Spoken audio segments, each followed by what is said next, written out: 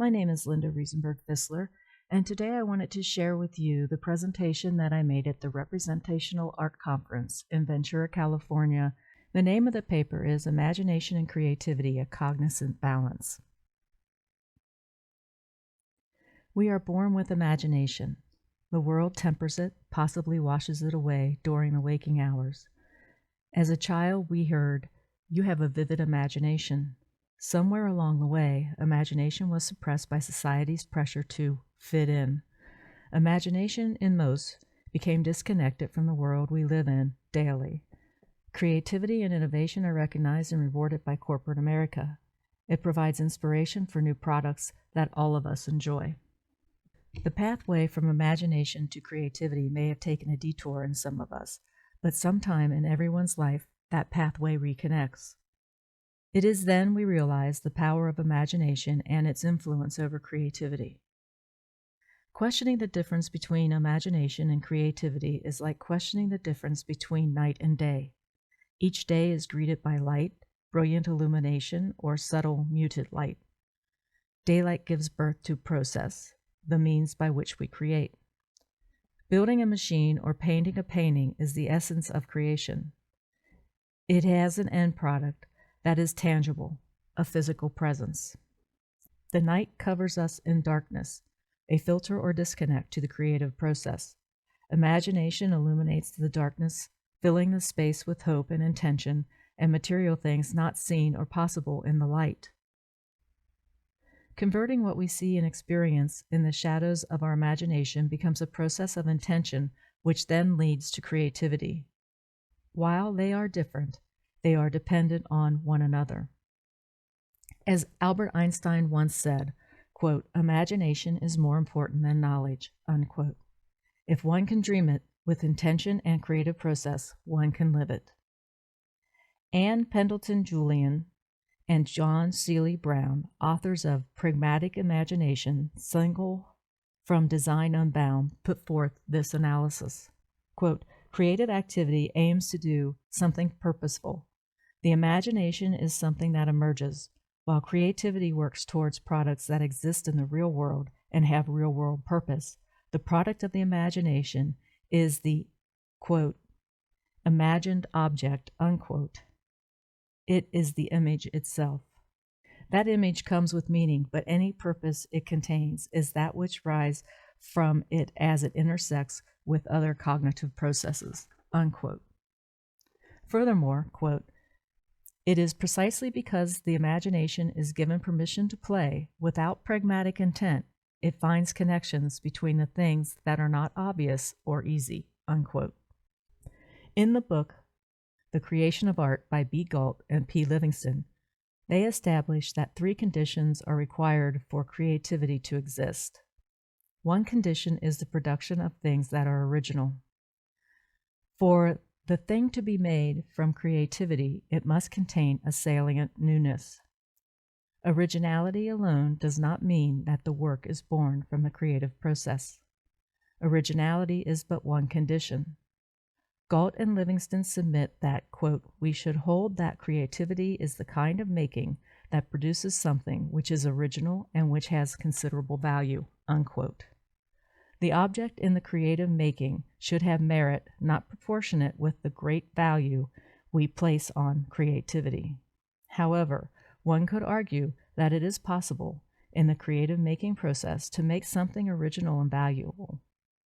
Does that mean that creativity was used in the making of it? Galt and Livingston suggest that it does not, without having a third condition, flair, present during the making. What is flair? Flair, in the simple terms, according to Galt and Livingston, pertains to how the object is made. For example, a room has been covered in canvas. One person daubs another with paint all over their body. They place the painted person in a room in total darkness. The painted person flails about in the dark, making paint marks on the canvas walls. After hours of trying to escape, the canvas walls are covered with an abstract pattern, a rather good abstract painting. The painting is original and valuable, but Galt and Livingston submit it would be wrong to say it was made creatively.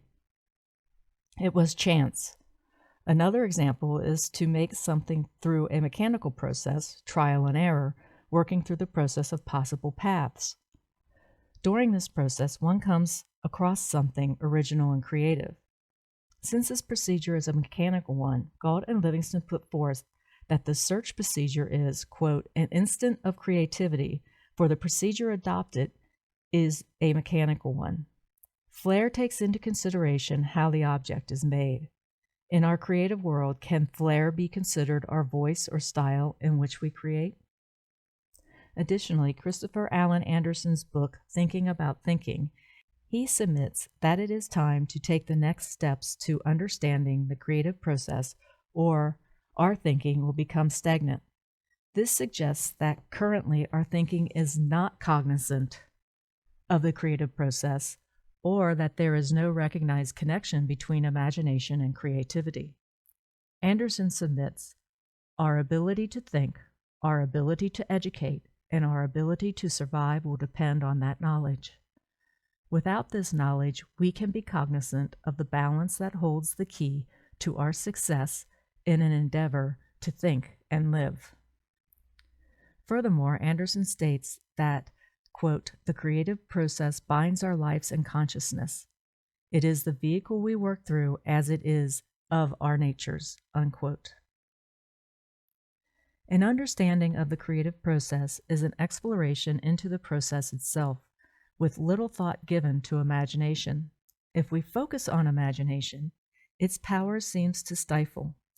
Anderson suggests that alignment to the creative process is manifested. Some may say that manifestation is simple, and yet knowing how to create that moment or object can sometimes be daunting. In that space, we may say we have a creative block as we stand before a white canvas, unable to manifest anything in our imaginations that drives us to put down the first mark. We search for that, quote, moment of sparkling creativity, unquote, the moment of balance between the physical creation and intangible imagination. Anderson states, quote, to know creativity is to know cause, source, principle, standard, structure, order, imagination, inspiration, is to know balance.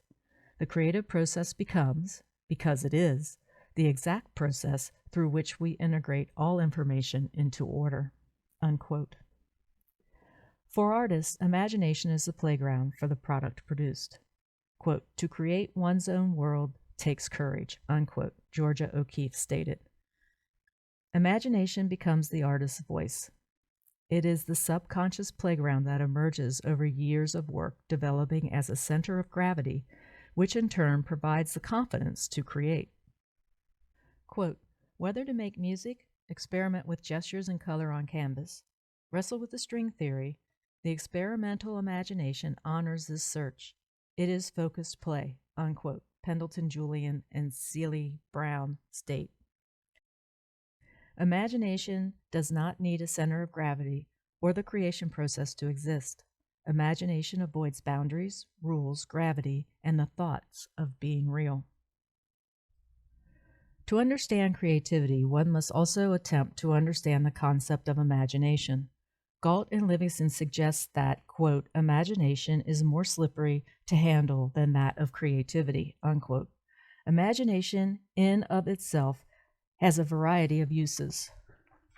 Corporations value imagination and innovation, the ability to imagine new products and then create the process to make those products. Imagination graces each individual who then chooses to utilize that skill in various ways. In our childhood, phrases that began with what if or let's say begins the process of imagining. These phrases engage the creative thought process. This usage provides an analytical and trivial connection between imagination and creativity. However, Galt and Livingston suggest there is more to this connection. Let's demonstrate this in a quick exercise. To aid in this exercise, I ask you to close your eyes. There is grass under your feet. A tree stands in the distance. The sky is clear. There is a breeze. there is a creek. Now open your eyes. Each of those statements produced an image in your mind. I didn't describe the tree, the breeze, the grass, but you did by selecting an image and projecting it from your imagination. This is imagery, and the third use of imagination according to Galt and Livingston. Imagery employs the use of sensory presentations and not necessarily instances of imagination. We know the image of a tree because we have seen trees. Breezes have been felt. In our childhood, who hasn't had the kindergarten teacher who told us tree trunks are brown? These are images that our imagination pulls from our memory. Conversely, an image is a type of thought. Quote, an image is an image of something, and that thing need not exist. That is, the thought content has intentional inexistence. Unquote. If I say imagine a wet cat, a mental visual image of a wet cat will be different for each of us. A visual image is a kind of thought, and according to Galt and Livingston, quote, and what makes it distinctively visual is not its content, but its mode of presentation. For I may think of how a wet cat looks without visually imagining a wet cat. So what makes the imagining sensory or phenomenal is the mode of presentation of the thought. Unquote. The image of a wet cat can be from memory, a dream, or perceptual image. In the case of a perceptual image, the image is a kind of imagining. This is not to say that imagination is just thoughts. Imagination goes beyond sensory, perception, or dreaming. Imagination is the ability to produce things without any immediate input of the senses. Imagination can reach beyond the known procedures or methods in problem solving and engage in a learning process. Imagination is a cognitive process not limited to experiences. Imagination is the mother of all invention. In our mind's eye, we conjure images, both novel, imagined, and recalled. At the risk of removing all the magic that possibly exists in the balance between the creative process and our imaginations, Galt and Livingston offer two models of creativity. These models further describe the balance between imagination and creativity. It is an interesting concept that some feel a need to model imagination, grasping at the scientific explanation for imagining. The act of imagining can be something that we have already seen or have gathered tangible information on the object being imagined. The display model discussed by Galt and Livingston in their book, The Creation of Art, suggests that the imagination displays the result of creativity to the creative person. The model further states that, quote, creativity itself operates through some other mental capacity, perhaps some other domain, such as the unconscious, unquote. Alternatively, Galt and Livingston also discuss the search model. This model is based on the concept that when one presents a new idea or invents a new object, the creative person worked through various possibilities in a logical space or process.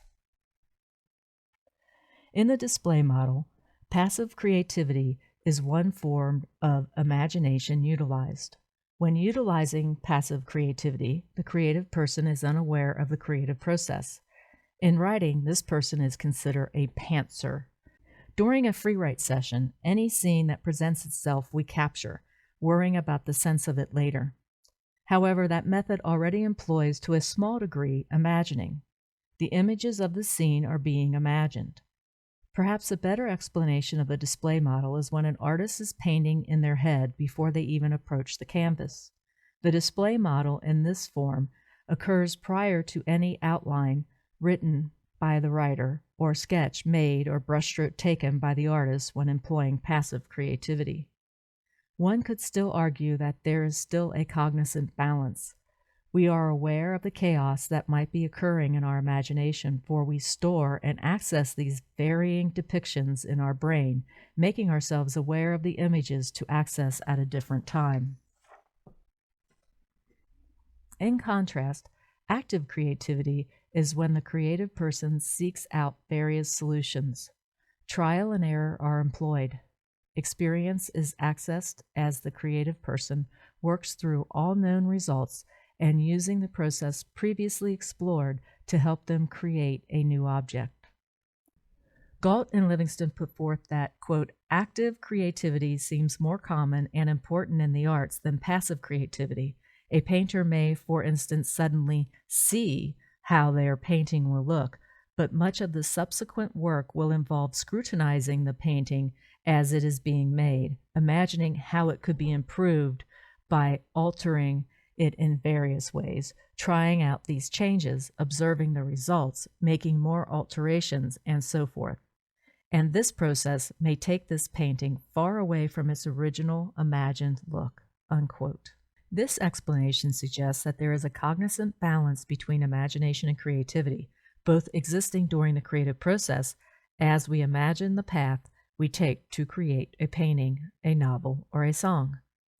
Imagination in this process is not the recorder of the completed creative process, but it is at the core of the process.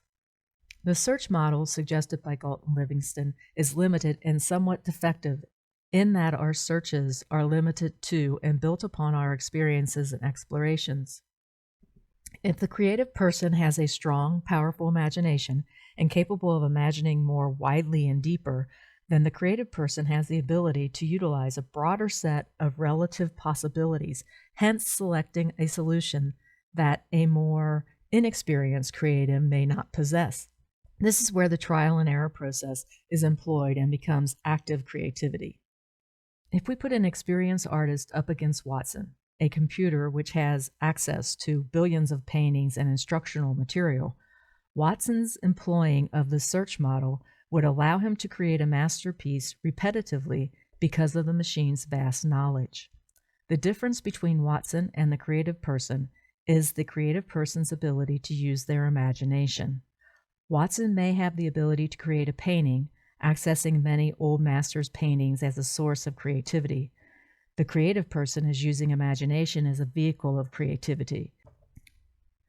The creative person's practiced technique and sheer native talent allows them to use imagination creatively. Both models have a basis in the process with their feet planted firmly in the most cognizant part of the imagination and creativity balance. We are aware of the choices, the images, our prior experiences, imagining, and the search for solutions.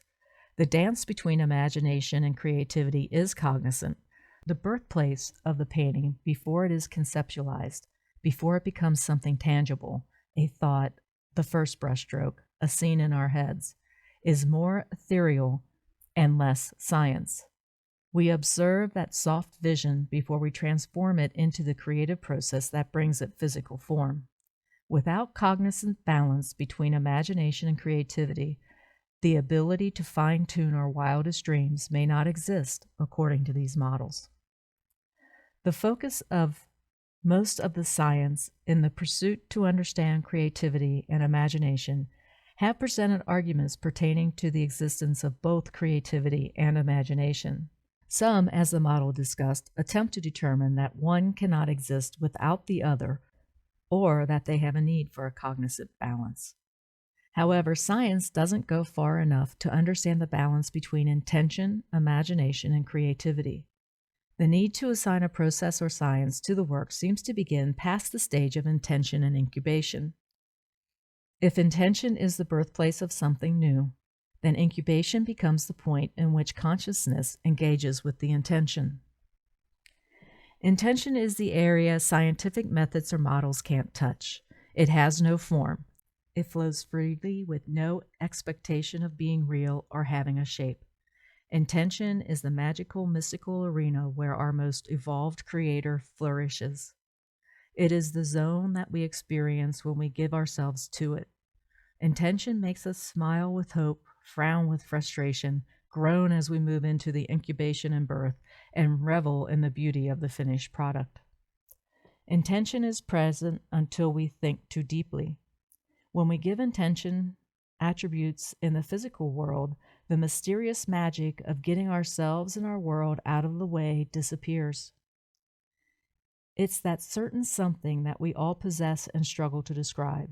It's the, quote, it factor, unquote, that you just can't put your finger on or wrap words around, but is necessary for true imagination in every sense of the word and creativity to exist. Intention harnesses the power of conscious and unconscious energy, guiding it towards the power of imagination. Intention does not survive judgments. Intention is a very private dance between the conscious and the subconscious. We protect our intentions, but when we give them form or expose them to the gravity of the world we live in, we sometimes lose the intention. It is elusive. It is the magic. It is the unimagined. The imagination is where we see our intention in its final free form, before we bring it to its physical life during the creation process. Intention, or what some would describe as free play imagination, is different from the Galt-Livingston experimental imagination described in their models.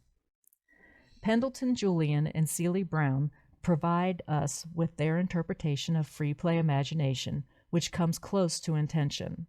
Quote, the free play imagination does not subscribe to the boundaries of what one knows or knows how to do.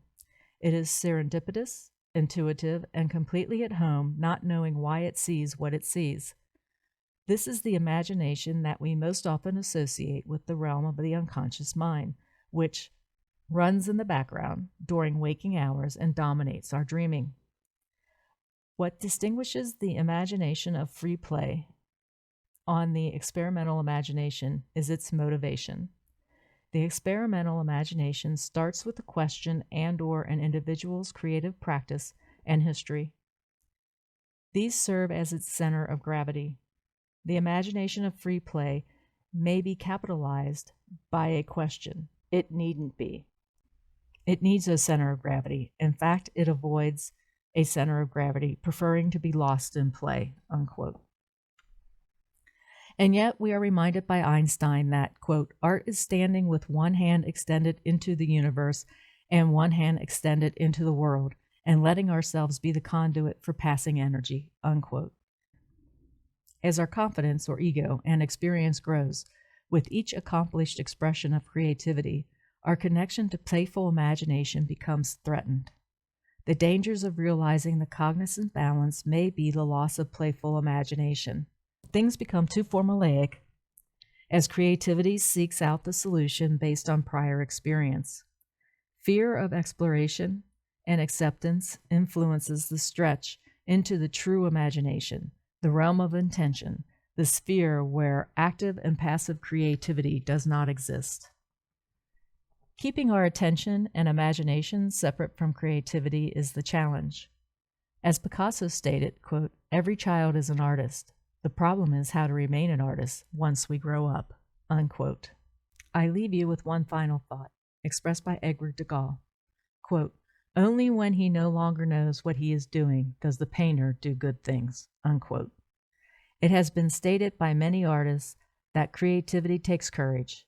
Maybe keeping one's intentions free, imagination playful, and untouched by the cognizant balance of creativity is where the courage lies.